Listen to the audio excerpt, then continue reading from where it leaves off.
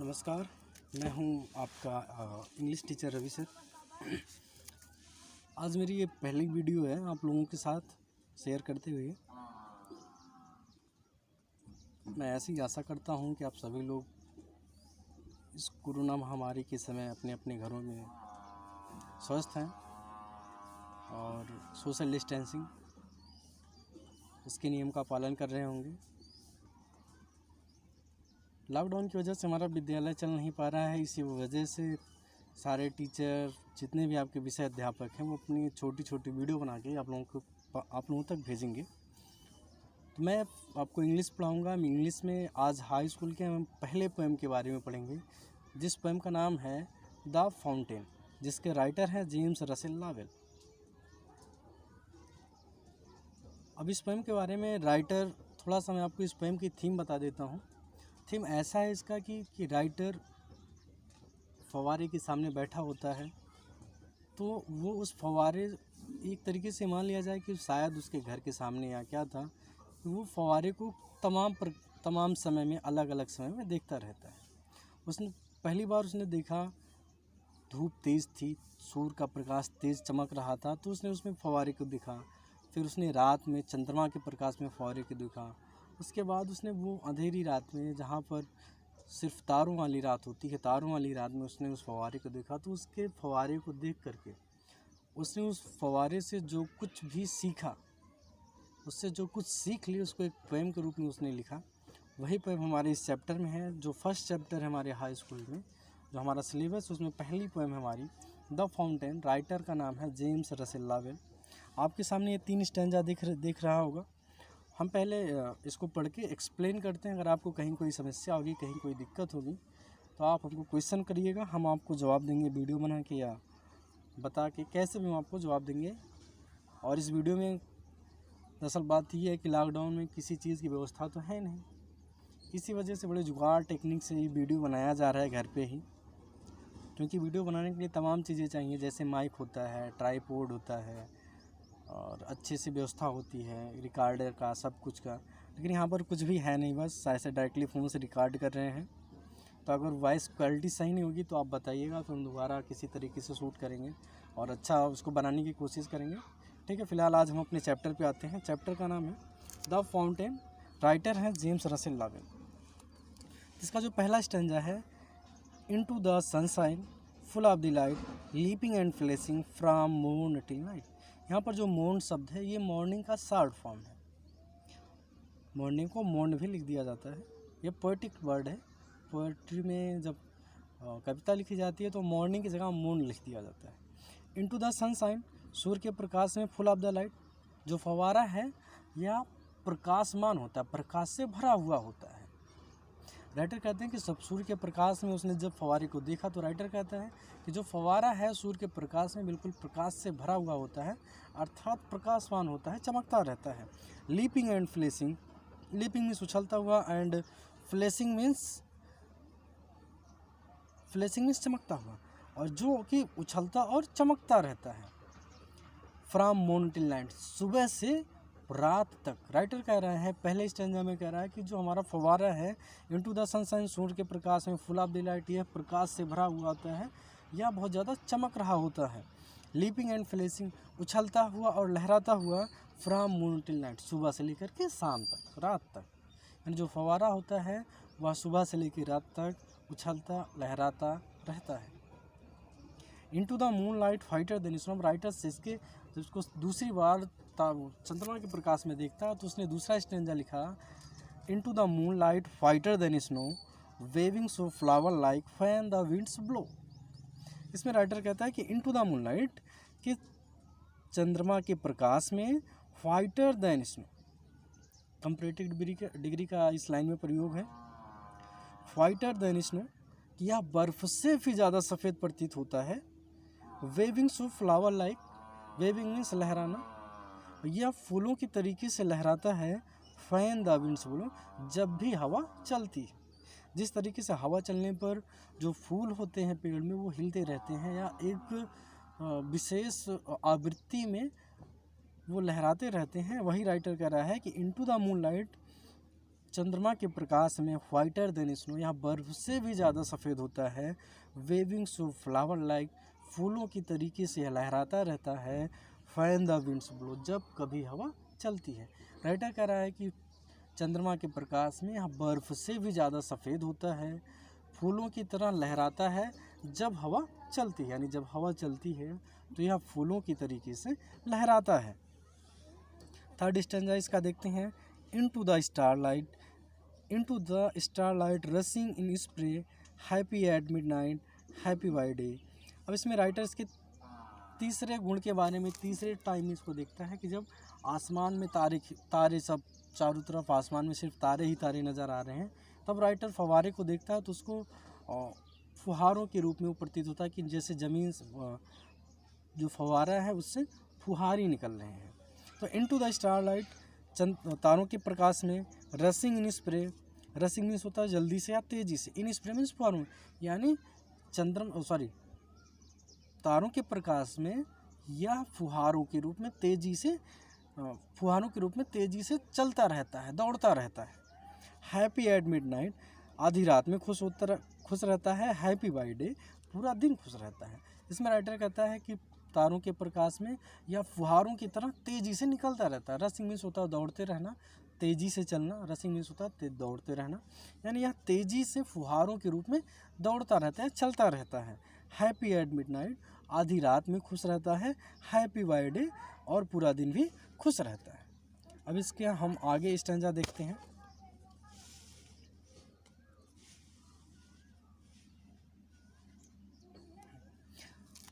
Next stanza इसका जो four stanza है, अब एवर इन मोशन, हमेशा गति में रहता है। Ever in motion, ever means सदैव या हमेशा, मोशन मीन्स गति, हमेशा यह गति में रहता है।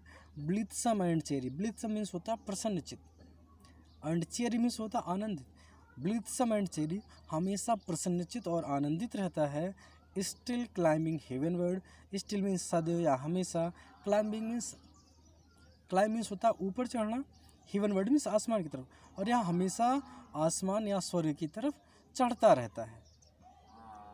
स्टिल क्लाइंबिंग हेवनवर्ड, अर्थात जो फव्वारा होता है वह नीचे से ऊपर की तरफ उछलता रहता है। स्टिल क्लाइंबिंग, हमेशा सदैव, वो जो फव्वारा होता है उसमें जो पानी की बूंदें होती है, जो पानी क्या होता है वो नीचे से ऊपर की दिशा में उछलता रहता है। Never a very, never a very means होता है, वेरी मीन्स होता है थकना, नेवर मीन्स कभी नहीं, अ मीन्स एक, यानी और वह कभी भी थकता नहीं है। इस स्टैंजा में राइटर फाउंटेन के गुण के बारे में व्याख्या करता है कि एवर इन मोशन, हमेशा गति में रहता है। ब्लित्सम एंड चेरी, हमेशा प्रसन्नचित होता है, हमेशा प्रसन्न रहता है, खुश रहता है और हमेशा आनंदित रहता है। स्टिल क्लाइंबिंग हेवनवर्ड, सदैव ऊपर की तरफ चढ़ता रहता है, ऊपर की तरफ आगे बढ़ता रहता है। नेवर अ वेरी, और कभी भी थकता नहीं है। अब इसके फिफ्थ स्टैंजा के बारे में हम लोग देखते हैं। Glad of all weathers, glad means होता है प्रसन्न होना, खुश रहना। ग्लैड ऑफ ऑल वेदर्स, सभी मौसमों में खुश रहता है। Still seeming best, still means हमेशा, सीमिंग मीन्स प्रतीत होना, दिखाई देना, बेस्ट मीन्स अच्छा, हमेशा अच्छा दिखाई देता है। अपवर्ड और डाउनवर्ड, मोशन दाई रेस्ट, ऊपर की तरफ अथवा नीचे की तरफ गति करना ही इसका तुम्हारा, दाई मीन्स तुम्हारा, रेस्ट मीन्स आराम है। इस स्टैंजा में जो इसका फिफ्थ स्टैंजा, इसमें राइटर कहता है कि glad of all weathers, वेदर्स means मौसम, ऋतु, सभी ऋतुओं में यह प्रसन्न रहता है, यानी खुशियाँ बांटता है। फव्वारे को लोग देख करके खुश होते हैं, रोमांचित होते हैं, आनंदित होते हैं। राइटर कहता है ग्लैड ऑफ ऑल वेदर्स, यानी जो फव्वारा है वो सभी मौसमों में ग्लैड रहता है, खुश रहता है। स्टिल सीमिंग बेस्ट, सदियों अच्छा दिखाई पड़ता है। अपवर्ड और डाउनवर्ड, ऊपर की तरफ अथवा नीचे की तरफ। मोशन दाई रेस्ट, गति करना ही तुम्हारा आराम है, यानी गति करते रहना, चाहे ऊपर की तरफ चाहे नीचे की तरफ, यही तुम्हारा आराम है। राइटर कहता है फाउंटेन के बारे में कि ऊपर की तरफ अथवा नीचे की तरफ गति करना ही इस फव्वारे का आराम है। अब इसके हम सिक्स्थ स्टैंजा के बारे में देखते हैं। Full of A nature, nothing can time, changed every moment, ever the same. Full of A nature, full of, full means भरा होना, फुल मीन्स भरा होना, ऑफ नेचर यानी प्राकृतिक शक्तियों से, यानी प्रकृति से। जो फव्वारा है वह प्रकृति से भरा हुआ, अर्थात उसमें कोई कृत्रिम रूप से बनावट नहीं है, नैसर्गिक है। फुल ऑफ नेचर, प्रकृति से भरा हुआ है। Nothing can time, time means होता पालतू बना लेना या अपने अधीन कर लेना। नथिंग कैन टेम, इसको कोई अपने अधीन नहीं कर सकता, अर्थात इसकी कोई गति में अवरोध नहीं पैदा कर सकता। नथिंग कैन टेम, इसको कोई भी अपना पालतू नहीं बना सकता, अपने अधीन नहीं कर सकता। चेंज्ड एवरी मोमेंट, प्रत्येक क्षण बदलता रहता है। एवर द सेम, और फिर और ever means ever the same, और हमेशा सेम मीन्स एक जैसा लगता है। राइटर इसमें कह रहे हैं कि फुल ऑफ नेचर, जो फव्वारा है उसमें कोई बनावटी नहीं, वो प्राकृतिक गुणों से, प्राकृतिक शक्तियों से भरा हुआ है। नथिंग कैन टेम, इसको कोई भी अपना पालतू, अपना गुलाम नहीं बना सकता है। चेंज्ड एवरी मोमेंट, प्रत्येक क्षण, प्रत्येक लम्हा बदलता रहता है। मोमेंट मीन्स लम्हा या क्षण, प्रत्येक क्षण ये बदलता रहता है। एवर द सेम, फिर भी एक जैसा रहता है। सेम मीन्स एक समान, एक जैसा रहना। अब इसका जो हम लोग नेक्स्ट स्टैंजा देखते हैं, ceaseless aspiring, ceaseless content, darkness or sunshine the element. Ceaseless means होता है निरंतर, लगातार, कंटिन्यूअस। एस्पायरिंग मीन्स होता है ऊपर की तरफ, आगे की तरफ, ऊपर की तरफ बढ़ते रहना, चलते रहना। कंटेंट मीन्स होता है संतुष्ट रहना। कंटेंट मीन्स होता है संतुष्ट होना, यानी फव्वारा जो है वो अपनी ऊंचाई से, कभी जो फव्वारे की बूंद है, जो जल है, वह अपने सबसे हाइट पर जा रही है, फिर वही बूंद धीरे धीरे नीचे आ रही है। यानी जो फव्वारे से पानी निकल रहा है उसकी स्थितियों में परिवर्तन तो हो रहा है, लेकिन उसकी वजह से उसको असंतोष नहीं है कि आज मेरा नाम ज़्यादा है, कल मैं गरीब हो गया है, कल मेरा नाम मिट्टी में मिल गया, तो उसकी वजह से उसको असंतोष नहीं। जैसे इंसानों में होता है, कोई व्यक्ति अगर अच्छे पद प्रतिष्ठा पे चला जाए, बाद में अगर वो कहीं नहीं रहता तो उसमें बड़ा भारी असंतोष पैदा हो जाता है। तो राइटर वही कह रहा है, फाउंटेन से ये गुण सीख रहा है कि उसका काम है, फाउंटेन का काम है कि अपने कार्य को लगातार करते रहना। हेवन वर्ल्ड की तरफ वो हमेशा क्लाइंबिंग करता रहता है, वह ऊपर उठता है फिर नीचे गिरता है। इसकी वजह से उसमें असंतोष नहीं, वह हमेशा संतुष्ट है। उसको लगता है कि मैंने अपना 100% दिया। हो सकता है तमाम लोग होते हैं, एग्ज़ाम में बैठते हैं, कुछ बच्चे पास करते हैं, कुछ बच्चे फेल हो जाते हैं। जो पास हो जाते हैं वो बहुत ज़्यादा खुश हो जाते हैं, जो फेल हो जाते हैं जो बहुत ज़्यादा दुखी हो जाते हैं। राइटर इसमें यही कह रहा है कि जो फव्वारा है वह अपने हाइट पर, ऊंचाई पर जाने पर अपने जल की, और उसी जल के नीचे आने पर भी उसमें असंतोष नहीं, वह संतुष्ट रहता है। फव्वारे को लग रहा है कि उसका जो कार्य है उस कार्य में वो 100% दे रहा है, बाकी उसका जो रिजल्ट है वह पॉजिटिव हो अदरवाइज नेगेटिव हो, उसको लेकर के उसमें असंतोष नहीं है, वह संतोष है, उसमें संतोष है, धैर्य है। अब ये वाला स्टैंजा देखते हैं, सीजलेस एस्पायरिंग, हमेशा निरंतर ऊपर की तरफ आगे बढ़ता रहता है, उछलता रहता है। सीजलेस कंटेंट, और हमेशा निरंतर संतुष्ट बना रहता है।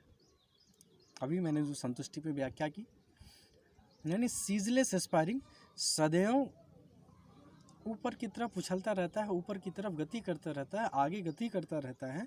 सीजलेस कंटेंट, और हमेशा निरंतर, कंटिन्यूअस, कंटिन्यूली, हमेशा, एवर, हमेशा यह संतुष्ट रहता है, इसको हमेशा संतोष होता है अपने द्वारा किए गए प्रयासों से।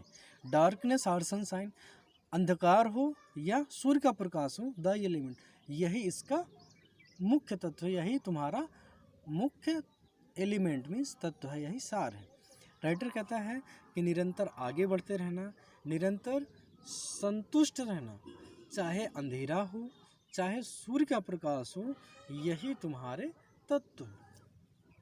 यानी अगर इस स्टैंजा के बारे में व्याख्या की जाए तो राइटर के कहने का मतलब ये है कि आप अपने काम को करते रहें, आपके सामने कैसी भी परिस्थितियाँ, आप उन परिस्थितियों में अपने कार्य को ना छोड़ें, और उसका जो रिजल्ट होगा, आप रिजल्ट पर उसका जो परिणाम आएगा, आप परिणाम के बारे में छोड़ना बंद कर दें। आपने जो काम किया, आप अपने काम से सेटिस्फाई रहें कि मुझको जो काम सौंपा गया था उसमें मैंने 100% दिया। बाकी उसका जो रिजल्ट जो कुछ भी आएगा उसके बारे में फव्वारा बिल्कुल नहीं सोचता। वही राइटर कह रहा है कि हमको भी ऐसा ही होना चाहिए कि हम भी परिणाम के बारे में ना सोचें। हमको जो हमारा काम सौंपा गया है, हम अपने कार्य में अपना 100% योगदान दें। अब वही राइटर कहता है कि चाहे अंधकार हो, चाहे सूर्य का प्रकाश हो, यही तुम्हारा मुख्य तत्व है कि ऊपर की तरफ उछलते रहना, हमेशा संतुष्ट रहना। चाहे सूर्य का प्रकाश हो, तारों का प्रकाश हो, अंधकार हो, यही तुम्हारा मुख्य तत्व है। ये मुख्य तत्व इसका क्या है? फव्वारे का ऊपर की तरफ उछलते रहना, हमेशा संतुष्ट रहना। अब इसका जो लास्ट स्टैंजा है, glorious fountain let my heart be fresh changeful constant upward like thee. Writer इसमें फव्वारे से कहता है, फव्वारा तो सुन नहीं सकता, लेकिन ये राइटर के विचार हैं। वो सोचता है कि हम सभी लोग फव्वारे से क्या क्या चीज़ें सीख सकते हैं। ग्लोरियस फाउंटेन, वो शानदार फव्वारे, ग्लोरियस में शानदार, वो शानदार फव्वारे, लेट माई हार्ट बी, मेरे हृदय को हो जाने दो, फ्रेश ताज़ा, चेंजफुल यानी जिसमें हमेशा बदलाव होते रहे, कांस्टेंट स्थिर रहे, अपवर्ड हमेशा आगे की तरफ बढ़ता रहे या ऊपर की तरफ बढ़ता रहे, लाइक दी तुम्हारे तरीके से। इसमें राइटर कहता है कि वो फव्वारे जो सारे तुम्हारे अंदर गुण हैं, वह गुण मेरे हृदय में आ जाए, मेरे हृदय में भी वही सारे गुण को आने दो। जिस तरीके से तुम हमेशा फ्रेश रहते हो, हमेशा तरोताज़ा बने रहते हो, उसी तरीके से मेरा जो मन है, मेरा जो विचार, वो भी हमेशा ताज़ा, हमेशा फ्रेश बना रहे। चेंजफुल हमेशा बदलता रहे, परिस्थिति समय के अनुसार हमेशा बदलता रहे। कांस्टेंट यद्यपि बदलता रहे फिर भी क्या हो? कांस्टेंट हो, स्थिर हो। यानी समय के अनुसार जो मूल्य हैं, जो मेरे मूल्य हैं, या जो हमको समाज के द्वारा मूल्य निर्धारित किए गए हैं, सब समय के साथ तो मैं बदलूं, लेकिन मेरे मूल्य ना बदलें। जैसे इसको हम ऐसे समझ सकते हैं जैसे कि धीरे धीरे समय के साथ साथ हम सभी लोग बदल रहे हैं, लेकिन भी भारत की ये कल्चर है, भारत की ये संस्कृति है कि गुरु को आज भी माता पिता से बड़ा माना जाता है।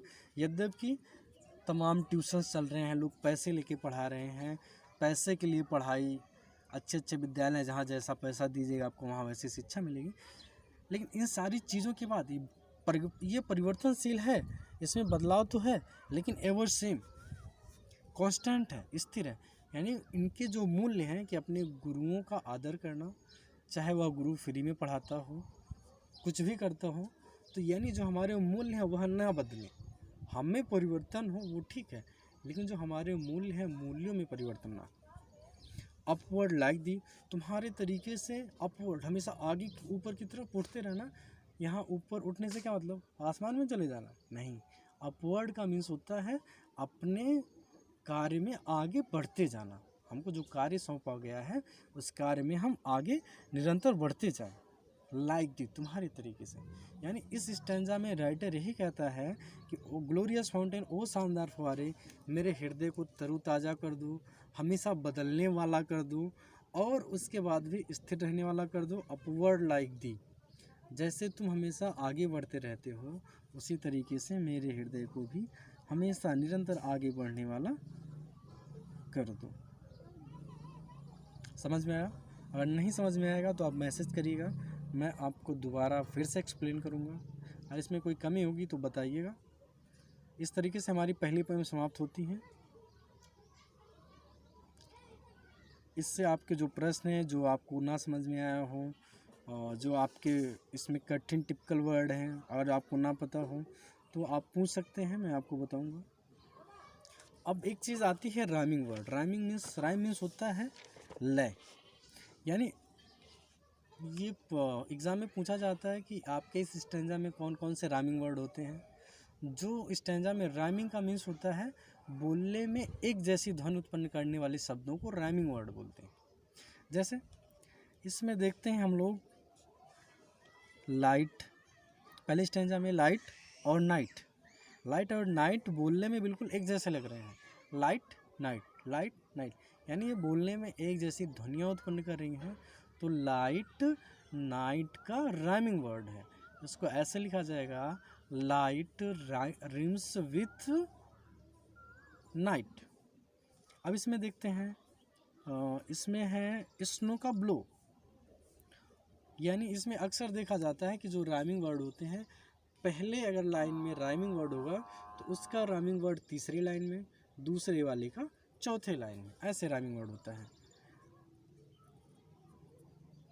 ठीक, अब हम इस वीडियो को यहीं पर समाप्त करते हैं। अगर आपको जो भी दिक्कत होगी हमें मैसेज करके बताइएगा, हम आपकी सभी परेशानियों को दूर करने की कोशिश करेंगे। धन्यवाद।